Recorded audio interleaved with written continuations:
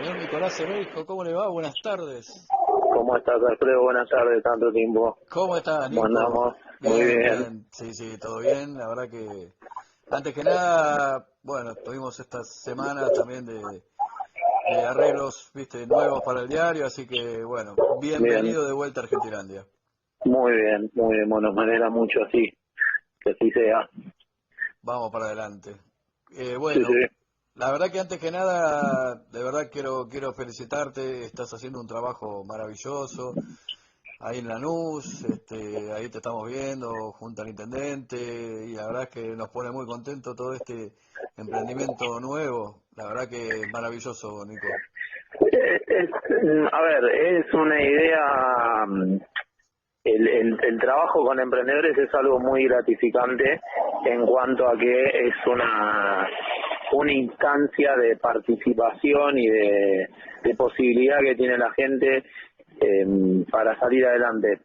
Es muy interesante pensar que mucha gente tiene quizá que es esta su última oportunidad para salir adelante de alguna situación adversa, como puede ser haber quedado sin trabajo, haber estado, quizá tener un oficio y no poder plasmarlo, y bueno, y ayudar así a la gente a guiarla. Además, la verdad que la gestión cuenta con un conjunto de asesoramiento y de servicios que es para el vecino, que están muy buenos, son gratuitos, o sea, se pagan obviamente con los impuestos que pagan los vecinos, pero quiero decir, no tienen que pagar ningún servicio extra, y la verdad es que, eh, nada, es hasta una actividad que es de sana envidia de otros municipios que nos cuentan como que los vecinos de otros emprendedores de otros municipios nos cuentan como que no tienen esa posibilidad, y bueno, y que en la NU se dé, la verdad que es bueno. Así que nada, es para seguir aportando un granito de arena Quiero desde ahí. preguntarte Sí, cómo es el apoyo del sí. INDET en este caso. Mira, nosotros dentro de lo que es nuestra subsecretaría, que se llama Subsecretaría de Industria Creativa, que depende de la Secretaría de Educación, Empleo y Deporte, lo que hace el Club de Emprendedores es trabajo, digamos, centralmente en dos dimensiones. La primera tiene que ver con el aspecto de capacitaciones y asesoramiento. Esto es asesoramiento en distintas aristas, sea legal, contable, marketing digital. Se ofrece un servicio de fotoproducto, que esto es que un emprendedor que tiene un producto y a veces quiere vender por internet y la foto no es buena o no es de calidad, al no ser tomada por un fotógrafo profesional, nosotros le damos la oportunidad de que, sacando un turno, puedan contar con ese servicio. Eso sirve mucho para repuntalar, digamos, el tema de las ventas y estas cuestiones. Eso todo servicio de asesoría, que se suma a capacitaciones constantes, cursos que hacemos, todos gratuitos, para los vecinos, para los emprendedores que obviamente requieren un mínimo compromiso. Los cursos por lo general tienen una duración de 3 a 4 clases, y después hay charlas que se brindan de manera, por lo general se está trabajando mucho todavía con lo virtual, aunque cada vez se está implementando más la forma presencial.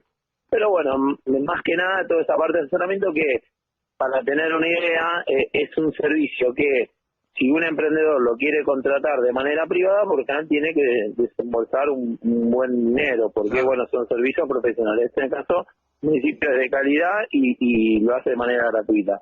Y después, por otro lado, el Club de Emprendedores de Lanús es incubadora, o sea, esto habilita a que es una institución que puede acompañar a incubar un proyecto, o sea que algún emprendedor que necesita algún tipo de financiamiento para su proyecto puede venir a nosotros y le ayudamos institucionalmente para que presente los fondos. Por lo general, los principales pedidos de fondos vienen del Ministerio de Producción de Nación, y son convocatorias específicas que los emprendedores pueden anotarse mediante nosotros como institución incubadora.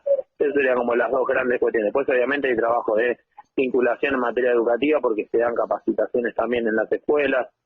Ahora tenemos un proyecto muy lindo que es que con impresoras 3D, nosotros acá en Lanús, en la localidad más específica, en el barrio de Monte Chingolo, tenemos un emprendimiento que se llama Cuttercraft, que hacen impresoras 3D. Son dos chicos egresados de una escuela técnica acá de Lanús, que nada, ellos estudiando se formaron, son ingenieros, siguen apostando en Lanús, en la provincia, están siguen ahí en Chingolo y tienen, ellos hacen impresoras 3D, impresoras en 3D que no solo comercializan acá, sino que también exportan, y ahora se va a ofrecer para nosotros en Lanús tenemos 9 escuelas técnicas, y poder darles a las escuelas técnicas una impresora 3D junto con un curso de programación para que los alumnos trabajen esta lógica de la programación.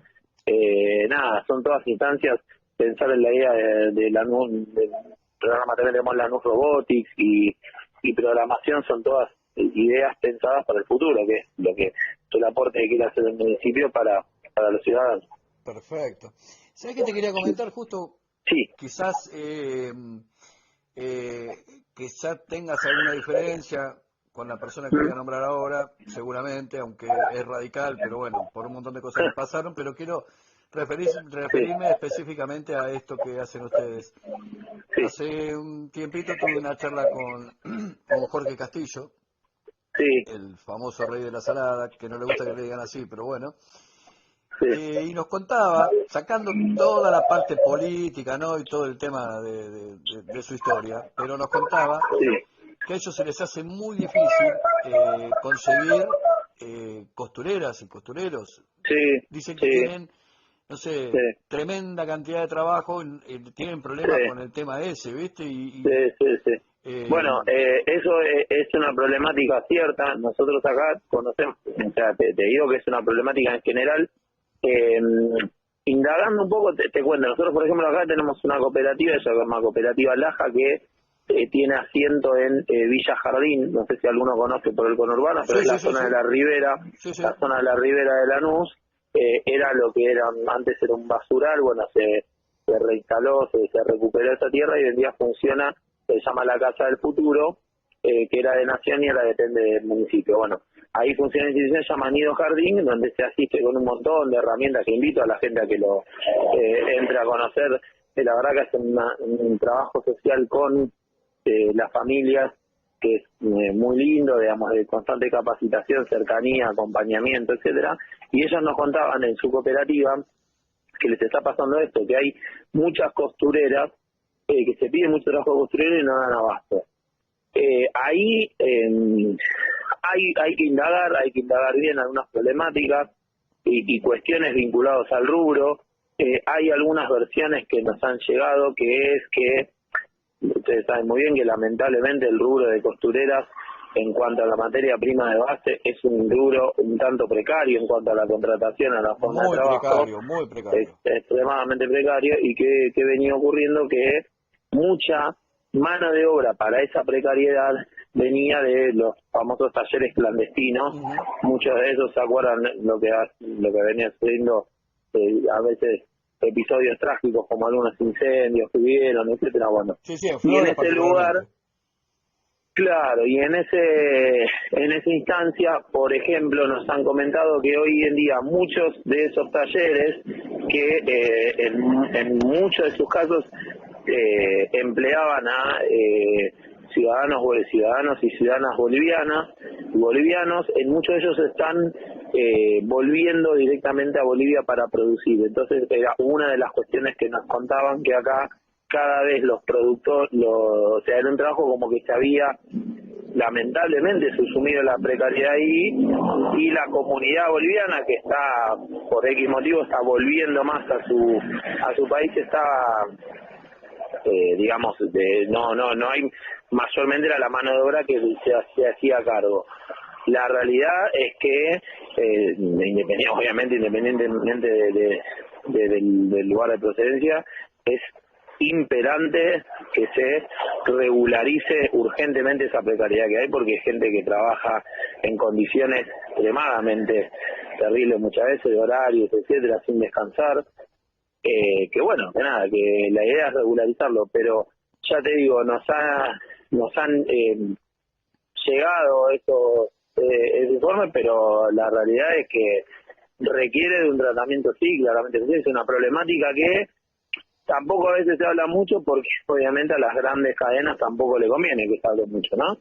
Y Que esa es otra claro, realidad. claro. Bueno, eso es lo que hablábamos Sí, con este hombre, ¿viste? Que sí, sí, inclusive él es de la idea, o sea, lo pongo como ejemplo porque es un tipo que conoce mucho sí, de eso y que está en ese tema. sí, De hecho, hablamos también, de hecho, del tema de los talleres clandestinos y todo. Bueno, pero sí, él me dijo que obviamente tenía la idea de que eso también deje de pasar, porque, a sí, ver, sí, siempre termina a ver, termina en la cabeza y pagando a veces cosas de los que no tienen nada que ver, ¿viste? sí, Pero, sí. de hecho Y tenía, además por lo general se victima, perdón, no que interrumpo, pero digo, se victimiza a veces o se pone el eje sobre la población más débil y no se cuestiona que haya grandes cadenas que para tener grandes producciones y para tener un costo mucho más barato aceptan esas condiciones. O sea, eso también es un debate que hay que darlo, ¿no? que hay que darlo, claro, Que hay que pero darlo con franqueza. Sí, lo que sí, pasa es que a veces sí, a ver, no se tiene la posibilidad. Por eso nosotros, sí, por eso es importantísimo siempre hablar con vos y bueno, que difundamos también todo esto que se hace, ¿me entendés? Para también sí, un poco abrir la cabeza y los ojos a la gente, ¿no? Porque sí. todo se tergiversa, ¿viste? En este país siempre las cosas se dan vueltas, se esconden, a veces las cosas Ujú. van para el lado que al periodismo le conviene. Bueno, eso Sí, sabés cómo es, sí, pasa, al ¿viste? periodismo o a las grandes corporaciones, porque acá está claro también que son temáticas que no se hablan mucho porque conviene que se mantenga este status quo. Hasta que la problemática no estalle, conviene ser así, y pasa en el rubro textil, que es muy común, y pasa en un montón de lugares donde a ver, se producen situaciones trágicas, quizá que son, todos sabemos qué pasa, pero nadie dice nada, porque Claro. si pasa, entonces empiezan con eso, que es propio de las condiciones de la informalidad, porque después cuando hablas con un productor dice, pero si yo por ejemplo, ¿cuál es una de las grandes cuestiones que tienen muchos emprendedores? Que tienen una dificultad extrema a la hora de poder, si su emprendimiento crece, poder contratar gente y transformarse en una pyme. Pero te dicen, ¿por qué pasa eso? Porque el Estado te mata con impuestos. Entonces, para evitar eso, entran en una informalidad, quizá que contratan a 3 personas y a una ponen en blanco, al otro le pagan en negro. Y ahí empieza toda la cuestión, toda una cadena de cuestiones que hay complicidades, digamos. Es cierto que hay que revisar la cuota o todas las tasas impositivas que tenemos, hay que revisar cuestiones que son debates que es lindo plantearlo por lo general para las oposiciones, pero cuando se llegan a los gobiernos y se necesitan de los recursos, por lo general es un discurso que gusta tapar, ¿no? Porque se necesitan de esos ingresos, entonces ningún gobierno oficialista va a salir a plantear que hace una baja de impuestos en algo porque por lo general no le conviene, ¿no? Por la situación que vive. Entonces, nada, es todo un debate que hay que plantear una vara más fuerte. Hubo una época, Sí, una época que yo no me acuerdo cómo se llamaba el programa de que el Estado se hacía cargo del 50% del sueldo de sí. los empleados para que no pase esto de que lo maten con los impuestos. Eso después quedó en la nada. Y mira, por lo general suelen hacerse medidas que son más de estilo medidas parches, son medidas que se toman ocasionalmente o se toman para un momento, entonces tienen una durabilidad, no sé, de 6 meses, de 8 meses, y después vuelve todo a la situación de antes. Entonces, nada, a veces a la informalidad, si vos no la lográs atacar, insisto, con realmente políticas públicas que dejen de priorizar cuestiones vinculadas a intereses egoístas, sino que se piense más desde un punto de vista mancomunado, la realidad es que ahí cambiaría. Pero es difícil, e insisto, tampoco es culpa. Yo entiendo cuando vienen algunas personas y me dicen, mirá, si nosotros tenemos que poner de esta forma, el emprendimiento no se sostiene. Y en parte, no todos, pero en parte de algunos que lo mantienen, es cierto también, porque es muy difícil de bancar. Entonces, creo que hay que hacer varios replanteos al respecto. O por ejemplo, en qué lugares se produce, cómo son, o sea, hay muchas cuestiones que me parece que requieren de una reforma impositiva real y seria, digamos. Ahora, Sí. también, cuando uno habla de la reforma impositiva, la reforma laboral, también como también lo dijimos recién y como también lo dijiste, también hay que pensar que, por ejemplo, el rubro textil, y te digo que lo acabo de comprobar ahora, también las grandes cadenas de comercialización de textil también hacen un tremendo abuso de lo que son los precios. Entonces, No, por supuesto, viste, y para maximizar el beneficio, y no solo los precios finales, sino los precios de compra de estos insumos, de estas mercaderías, que son, o sea, se trabajan en condiciones muy difíciles para los trabajadores y por un costo que realmente no es el que corresponde, sí, eso seguro, lamentablemente sí, eso es sí, terrible, qué sé es yo. terrible. Por eso digo que es un debate que requiere el real compromiso de muchos sectores. Echar la culpa a un eslabón de la cadena no tiene mucho sentido, porque por lo general hay un eslabón de la cadena que a veces no puede ser que tiene que, el más débil, que tiene que sostener otras cosas. Me parece que es más un derrame que va a ir de arriba para abajo y no a la inversa, que digamos que los sacrificios lo tienen que ir aceptando, digamos, eslabones quizás superiores, y ahí para abajo vaya haciendo el compromiso, creo yo, más o menos. Sí, sí, Me parece que totalmente, es por ese lado. totalmente. Es eso. Vamos a meternos en una cuestión política, Nico. Sí, A ver, antes que preguntarte un poco por el tema de acuerdo sí o acuerdo no al FMI, quiero, a ver, sí, hace un poquito tiempo hablamos con Luis Otero, la verdad que bueno, nada, sí, que ha vuelto a la televisión, pero lo sí, primero que me dijo Luis cuando empezamos a hablar, lo noté y lo nombro a Luis como un referente, ¿no? Radical, lo noté un poco ofuscado. Me dijo, mira, no quiero hablar de la interna radical, pero lo noté muy enojado, muy enojado.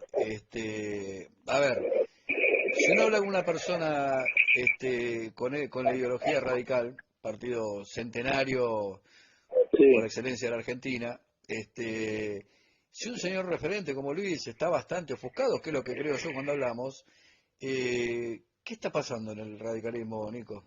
Porque hay, a No, ver, a ver, yo creo que la situación en concreto de Luis, quizá que tiene una particularidad que él en su momento lo terminará diciendo, y yo no soy, digamos, quien para hablar por él, ni mucho menos. Yo puedo hablar de cuestiones más marcos o que tiene que ver con una cuestión de interna, digamos, a nivel estructura partido, no en concreto de situaciones que hayan pasado sí, él, sí, que no él obviamente personalizarlo, en sí, su sí. momento los aclarará. Yo creo que, a ver, el radicalismo quizá que a veces peca de ser un partido demasiado, en algunas instancias, demasiado internista o demasiado mirado hacia la rosca, y por momentos la sensación que da es que hay una ausencia de una mirada más pujante o más punzante de la realidad. Y cuando hablo de una mirada punzante de la realidad, es decir, o una mirada más pragmática de la realidad. A veces hay varias líneas dentro del radicalismo, digamos, si bien a nivel de aquí de nacional, hoy en día podemos hablar de dos, una más vinculada a todo lo que es el sector de evolución con referencia a Martín Lutó, y después tenemos el otro sector, digamos, que tiene más bien referencia, se podría decir, en el propio Morales, o bueno, Valdés y bueno, Mario Neri, o sea, la línea que no es específicamente de evolución. Ahora, hay esferas que no ve cierta mirada punzándolo, pero la sensación que da es que el radicalismo está como muy por detrás de cierta mirada pragmática a la realidad. Hay discursos con cierto tinte romántico que están buenísimos, que es hermoso debatir, ¿no? Ciertos personajes ilustres del partido y lo que hicieron y todo, pero que viste como en la computadora cuando vos le tenés que poner F5 y tenés que actualizar la página Claro. porque se quedó tildada, bueno. Y ahí es donde ese paso no todos los dirigentes radicales lo terminan de comprender. Entonces, quizá el caso de Luis, la principal referencia es que uno podría hacer de manera crítica, es que, por ejemplo, el radicalismo, producto de su mirada o su enfoque excesivamente internalista, en esta idea de ponderar la rosca y que yo tengo y que esto y que lo otro, se dejó pasar, por ejemplo, una oportunidad interesante que era una figura como Luis en cuanto a su llegada a diversos sectores que al radicalismo le cuesta mucho llegar. Claro, claro. Por un lado, porque su electorado está en competencia con el PRO, por lo cual, y el PRO, más allá de la cuestión ideológica en sí, disputa un electorado también de clase media, bastante disgustado quizá con la experiencia kirchnerista, pero hay como una sensación de que dirigentes, o sea que para los temas álgidos o los temas más relevantes es como que el PRO parece mostrar una hilacha más fuerte y el radicalismo está siempre, parecería ser como en esa nebulosa de que bueno, que sí, pero esto, pero lo otro, sin asumir algunas cuestiones. Y eso me parece que le puede terminar saliendo caro si no reacciona a tiempo.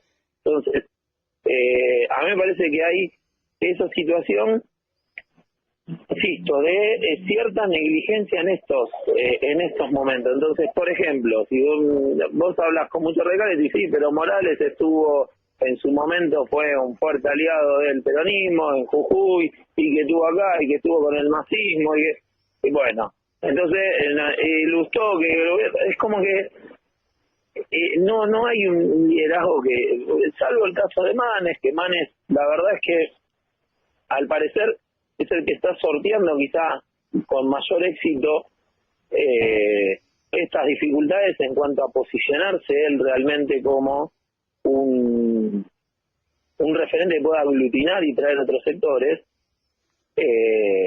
Pero bueno, ya fíjate que, por ejemplo, cuando salió a hacer esta campaña ahora de instalación mediática mediante el término empatía, que salió a plantear los distintos lados, hay sector del radicalismo y dice, pero esto es una campaña muy pro, por ejemplo, por decirte algo. Sí. Entonces volvemos siempre a lo mismo. Entonces, me parece que se puede perder el radicalismo la oportunidad. Creo yo, Manes es un tipo que tiene interesante que tiene una atracción por un público progresista que el radicalismo quizá había perdido. Un público más, un centro izquierda tradicional radical, disgustado con ciertos gobiernos radicales que estaba ahí boyando, que bueno, que tuvo sus vaivenes a la hora de elegir electoralmente, pero me parece que por ahí puede haber una carta con Manes en alguna de las apuestas que se hablan. Yo he escuchado que Manes él tiene su intención de ser presidente, digo, las aspiraciones de cada uno nadie es quien para juzgar. A mí me parece que Manes tiene un gran perfil para ser un candidato a gobernador. Me parece que puede tener mucha llegada y puede ser una buena entrada para luego competir por la presidencia. Pero por ejemplo, no sé, me he escuchado algunos nombres, como el caso de Martín Tetaz, de venir para ser gobernador de la provincia de Buenos Aires, y que la verdad que yo no sé si es el espíritu radical del radical bonaerense Martín Tetaz una mirada, ¿entendés lo que digo? Sí, totalmente. Me parece, a mí particularmente me parece que no es el perfil, y nada, la verdad que espero que con figuras como Manes, que el radicalismo no pierda la oportunidad, quizá perdió con Luis, de ser un tipo. A Luis un montón de gente le decía no, porque bueno, lo vinculaban cuando se lo quería decir, se lo quería como atacar, se lo vinculaba con cuestiones del PRO. Y vos fíjate que nunca él terminó entrando en ninguna cuestión vinculada con el PRO.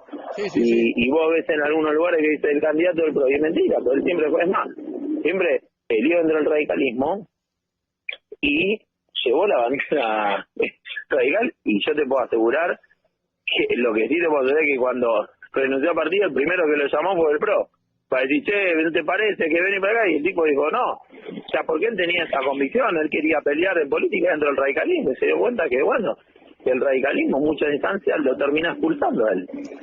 Por su manera de ser, por sus cuestiones, por su mirada, a veces puede ser porque para mucha gente, aunque les parezca o a los oyentes les parezca mentira, hay mucha militancia que cuestiona esto de viene de la televisión, que viene a hacer acá, y decir, en vez de ver el lado positivo, este tipo no puede traer un montón de gente, o gente que no conoce el partido, bueno, tenés esa rosca chiquita que fue la que le hizo la vida imposible también a Avellaneda.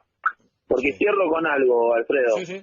Yo te puedo asegurar que a Luis la interna feroz se la hicieron mucho más sectores radicales en Avellaneda que el propio kirchnerismo. Juego amigo. Sí, eso te doy fe de esa situación. Muchos sectores radicales que desde que llegó Luis se encargaron de bastardear, obviamente. O sea, Ferraresi como líder de kirchnerismo aprovechó esa situación, pero más vale, porque es lógico que lo aproveche, porque veía a Ferraresi un real competidor en Avellaneda. Hace rato que no hay un candidato que le pueda mojar la peldaña, por lo menos, ni acercar los tobillos a la gestión. La verdad es esa, o sea, en términos reales, ¿sí? Era el único que le podía hacer. Y obviamente que Ferraresi juega políticamente y jugó en ley con eso. Ahora, Ferraresi estuvo en unión con gente que lo iba a buscar para sacarlo a Luis. Claro. Entonces, ahí, por ejemplo, lo que pasó en la última interna, que le mandó a votar a un montón de padrón municipales para la lista contraria a Luis, eso también te marca que hay gente que aceptó eso. Digamos, parece, puede decir, bueno, bárbaro, le sirve, claro que le sirve. Por otro lado, ¿qué le va a servir a tener una persona un posible competidor fuerte o débil? Y va a querer débil, un tema lógico. No es por eso cuando le echan la culpa ahí, para mí es propio, por eso digo, el juego amigo ahí. Y bueno, y tener la explicación de por qué quizá esa cuestión con el Regal. Después están quienes dicen que Luis se tendría que haber quedado más tiempo, pelearla, que esto, que lo otro, que eso también termina siendo decisiones personales. Y bueno, Luis también lo evaluó, digamos, yo que sé, y la tomó esa decisión. Pero quiero decir que el fuego amigo fue clave para echarlo del partido, expulsarlo tácitamente del partido. Quiero preguntarte ya para terminar con el tema del radicalismo, no sé si lo viste, te enteraste. Sí. Que es algo que puede llegar a hacer mucho ruido, pero Coti Nosiglia acaba de destrozar al macrismo. Yo digo al PRO, lo hizo personal, pero digamos al gobierno, pero esas palabras de Coti Nosiglia, que hacía muchos años que no hablaba, que acaba de tener una charla con Carlos Pagni y lo destrozó al macrismo, lo destrozó. O sea, eso está marcando un punto de quiebre entre el radicalismo y Juntos por el Cambio o el PRO. Yo te voy a hablar en términos pragmáticos, no en términos, ahora me corro del perfil más, o sea, me pongo bien en el perfil observador, analítico. Yo creo que, si soy honesto, el radicalismo para mí, salvo por ahí, Manes, con un cruce de variable interesante, creo que no tiene posibilidad de poner a ningún candidato, te diría competitivo en ningún cargo, a nivel importante, me da la sensación a mí. Entonces, cuando vos estás en una situación cuasi desesperante porque no tenés un candidato el único candidato que para mí puede llegar a darle un aire y que le puede dar chances al radicalismo es Manes, lo veo más a nivel gobernador, no tanto a nivel presidencial, pero lo veo igual como candidato. No creo que Morales sea la persona que puede sumar apoyo y todo, pero es muy difícil viniendo de una provincia como Jujuy instalarse a nivel nacional. Entonces me parece que ante eso la estrategia, vos tenés dos estrategias. Teniendo todo perdido, te quedan dos. O le echás la culpa, te buscás responsables frente a tu propia coalición, o buscás alguna manera de defender la cuestión. Me parece que lo que hace el Coti Nosiglia es ser funcional a esta mirada, a esta cuestión de saber que no están muchas condiciones para el radicalismo para imponer nada y buscar salir aurioso de ser una posición de que, bueno, que él propone un radicalismo sin el PRO. Yo te soy sincero, la realidad es que el radicalismo sin el PRO era el radicalismo, te hablo del último radicalismo, no el radicalismo histórico, ¿sí? Pero a partir de la crisis del 2001, con todo lo que fue para el radicalismo, a partir de ahí en adelante, la realidad es que no hubo manera de, ¿cómo se llama? De que el radicalismo no reponga, y en todas las elecciones presentadas, es más, terminó haciendo escandalosos números. Entonces, yo no sé si el radicalismo está hoy en día en condiciones de decir, la verdad, en términos competitivos, tal vez en términos ideales, todo que discuta lo que se quiera, pragmático, como quiera. A mí me da la sensación de que pasa por ahí. Y Cotino Siglia tiene ahí un rol, por lo menos cuestionable, pero bueno. Bien, entiendo perfectamente, y se entiende perfectamente lo que decís, se entiende perfectamente. Porque también hay que acordarse de que Cotino Siglia fue uno de los que apoyó la candidatura de Macri. Pero por eso. Viste, claro, la ciudad. Y no te olvides que está también la posibilidad de un acuerdo con la reta en ciudad. Exacto. Así que, exacto. Nico, para terminar, que necesito unas palabras tuyas sobre tu análisis sobre acuerdo con el FBI. ¿Es positivo? Ya sabemos que nada es positivo que tenga que ver con el FMI, pero hablando para el país y para lo que vos pensás. A ver, yo sinceramente creo que la situación que se debe evitar es el default y la caída con el default. Creo que Argentina, de una buena vez por todas, tiene que darse un debate bien con respecto a la deuda y la contracción de deuda.